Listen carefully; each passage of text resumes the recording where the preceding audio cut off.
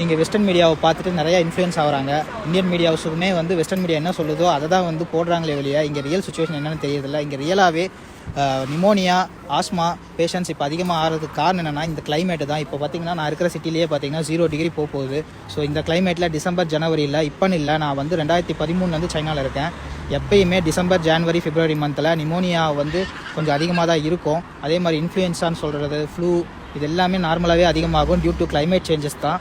இதை வந்து மற்றபடி இவங்க சொல்கிற மாதிரி புது வைரஸ் உருவாயிருக்கு, திரும்ப பேண்டமிக்கா, லாக்டவுனா, சைனா ஃபுல்லாக லாக்டவுனு, எமர்ஜென்சி அனௌன்ஸ் பண்ணாங்க, இங்கே இருக்கிற மக்கள்லாம் ரொம்ப கஷ்டப்படுறாங்க, சைனா அரசாங்கம் மறைக்குதுங்கிற மாதிரி எந்த ஒரு சுச்சுவேஷனும் கிடையாது.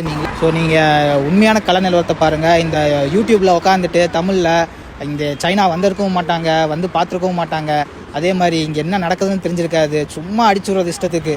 ஏன் இப்படி பண்ணுறீங்கன்னு தெரியல. ஏன்னா நீங்கள் சொல்கிறத தான் அங்கே இருக்கிற மக்கள் நம்புகிறாங்க. அங்கே இருக்கிற எங்களோட குடும்பங்கள் ஆகட்டும், இங்கே தமிழ் மாணவர்கள், இந்திய மாணவர்கள் படிக்க வந்தவங்களாகட்டும், எல்லாருமே வந்து அவங்க ஃபேமிலியில் பயப்படுறாங்க.